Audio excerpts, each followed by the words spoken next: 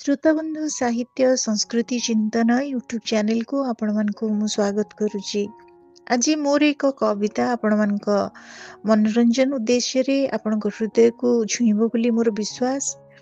तेबे विश्वासटी एथिपाई जे प्रति मनिषर गोटे आवेगिक केन्द्र अच्छी एवं से आवेगर चारिपटे किछि एमिति भावना घुरी बुलु थाए जहा समस्तଙ୍କ भितरे थाए, केवल मो भितरे बोली नुह समस्तଙ୍କ भितरे थाए।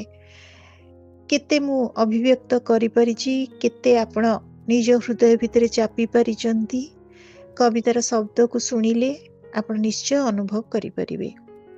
आजिर कविता जार शीर्षक हेउछि असहज। आ संपर्क रे कविता को पढ़िबा पूर्व पदटे कहिबी जे प्रतिटी श्वास प्रश्वास विश्वास योग्य नुहे। मनिषर प्रतिटी श्वास प्रश्वास विश्वास योग्य नुहे। सबु पाइबा पाइबा नुहे, किछि एठी निर्धार्य नुहे, कारण जीवन एठी सहज नुहे। तेबे मो कवितार शीर्षक हेउछि असहज। किछि असहज हेबा परि जीवन, टुकुड़ा टुकुड़ा काच दरचिरा चिठी। किछि असहज मने हेबा परि जीवन, टुकुड़ा टुकुड़ा काच दरचिरा चिठी। चारिएडे शून्य शून्य आस्तरण, जेमिति एठी निजे निजको कोठी के हजेई देइथिबा परि। एई जेमिति काहा स्वप्न अबा अधा लेखा नभेल हातरु खसी जाई चोराबाली रे धसीथिबा मुहूर्त। समय को मु पचारली तू एबे कौन करिबू। समय को मु पचारली तू एबे कौन करिबू। से कहला चुप रह, एबे निज भीतर को जा, निज को खोज। न पाउचु जदि आउ थरे बंचिबा आरंभ कर। समय को मु पचारली तू एबे कौन करिबू। से कहला चुप रह, एबे निज भीतर को जा, निज को खोज। न पाउचु जदि आउ थरे बंचिबा आरंभ कर। एथर धाउथिबा दौड़रे लगाम साधी ध्यान करिबा समय। ध्यान करिबा समय, सबुथिरु निवृत्त होई एका एका एक मुहा चालिबा समय। लटेइथिबा अचिन्हा गछ तळे सुखिथिबा झुरापत्र फुलर बहळ। गछटा मरुची बोधे। लटेइथिबा अचिन्हा गछ तळे सुखिथिबा झुरापत्र फुलर बहळ।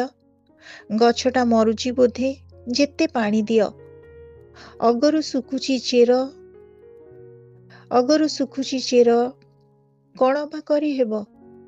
किए ताकू नीति पानी देबो, काहार बा एते जे समय।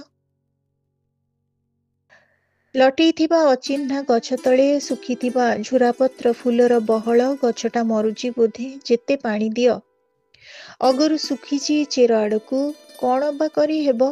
किए ताकू नीति पानी देबो, काहार बा एते जे समय। मरुची जदि एणिकी जाऊ मरी जाऊ। मरुची जदि एणिकी जाऊ मरी जाऊ। बंचिबार एते उपक्रम शेष ही जाऊ। बंचिबार एते उपक्रम शेष ही जाऊ। श्रोता बंधु, मोर गोटे छोटिया कविता थिला आपण मानक उद्देश्य रे। मनिष भाव प्रवण हेले निश्चित भाव रे एमती किछि शब्द मानक घेर भितरे रही जाए एवं केतेबेले से विवाक भाषा शून्य हेकि निर्वाक हेकि रही जाए, तटस्थ हेकि रही जाए। केतेबेले किछि कहि पकाए, किछि लेखि पकाए। कविटे साहित्यिकटे एमती भावना ही रखे। आवेग प्रवण न हेले किछि लेखि हुएनी। केबे केबे तार किछि अर्थ थाए, केबे केबे किछि अर्थ न थाए। तेबे अर्थ न थाए कि मध्य किछि अनुभव निश्चित भाव रे समस्तଙ୍କୁ स्पर्श करे, विशेष करी कवि प्राण मनीष मानकु। आज आपण मानक उद्देश्य रे मोर ए कविता थिला असहज। कविताटी आपण मानकु केमती लागिला, आपण मानक मतामत अपेक्षा रे रहुछि। धन्यवाद।